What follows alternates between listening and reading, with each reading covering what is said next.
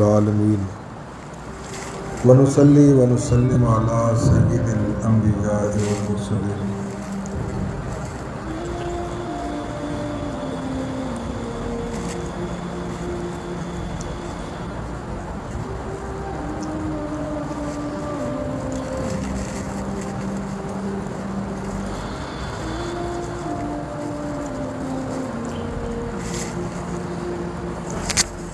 میں اور آپ واسطے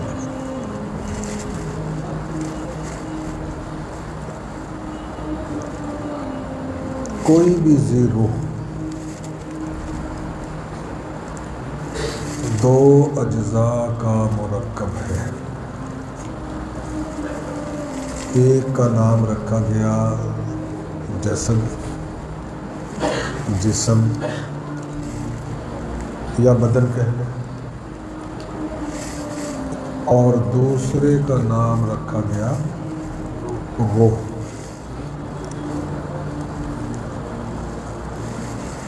جسم جو ہے یہ ثقیل ہے اور روح جو ہے یہ لطیف ہے. دونوں کے ملنے سے وجود حرکت میں آتا ہے. جس کا نام دونوں میں تفریق ہو جائے، علیحدگی ہو جائے، اس کا نام رکھا گیا فرار چاہو. تو اس سے فرار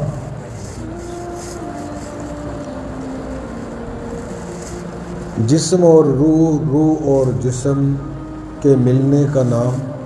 جسم کے تقاضے الگ ہیں اور روح کے تقاضے. تقاضا سمجھتے ہیں آپ؟ جی، ضروریات، ضرورتیں یا ضرورت یہ کہہ لیں. جسم کی ضروریات الگ سے ہیں اور روح کی ضروریات الگ سے ہیں. جسم جب توانا ہوتا ہے، طاقتور ہوتا ہے، زور میں آتا ہے، اس کی ترجیحات الگ ہیں. روح جب قوت میں آئے، زور میں آئے، طاقت میں آئے، اس کی ترجیحات الگ ہیں. جسم چونکہ ثقیل چیز ہے،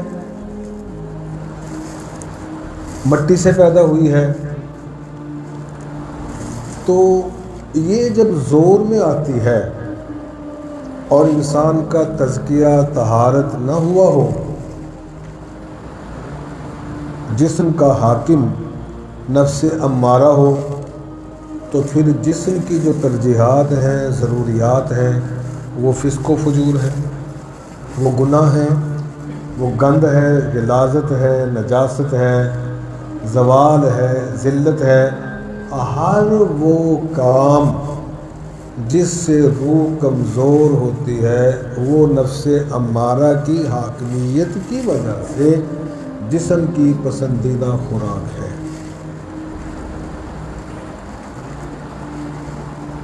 جسم چونکہ اس جہاں کی مٹی سے بنا ہے، یہ بندے کو اس جہاں کے رنگ و رعنائی میں، بود و باش میں، اس جہاں کی تگ و دو میں، خوبصورتی میں الجھاتا ہے. قانون یہ ہے کہ جو زوروں میں آتا ہے وہ اپنے خیالات کو وجود دیتا ہے.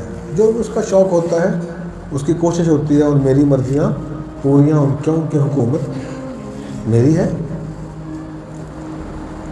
تو جب جسم نفس امارہ سے مل کے حاکم ہوتا ہے تو وہ بندے کو اس جہاں میں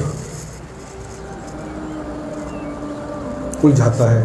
یہاں کے نفع نقصان میں، یہاں کے سود و زیاں میں، یہاں کی رعنائی میں، یہاں کے کاموں میں، یہاں کے دن رات میں اتنا الجھاتا ہے کہ بندے کو مرنا یاد ہی کیا رہے.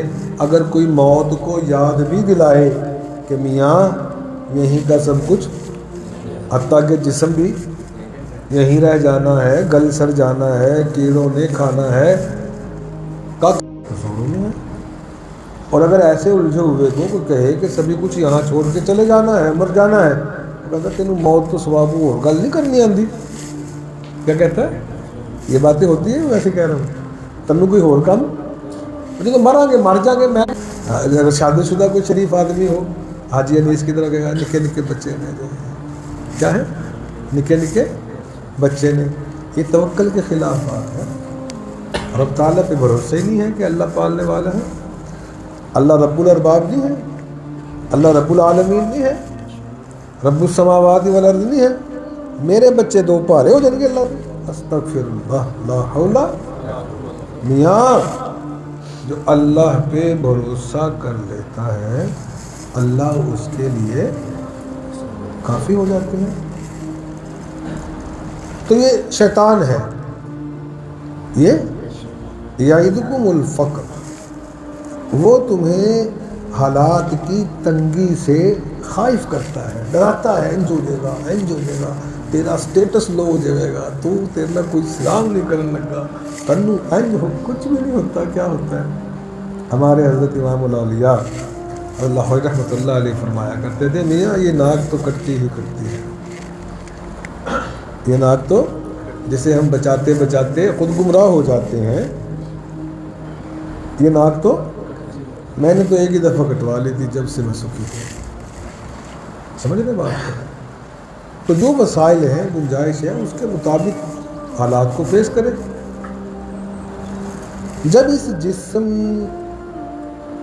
اور روح کی کشمکش میں اللہ کا فضل شامل حال ہوتا ہے تو روح جب برسر اقتدار آتی ہے، حاکم ہوتی ہے، حکومت کرتی ہے، تو روح چونکہ اس عالم کی نہیں ہے.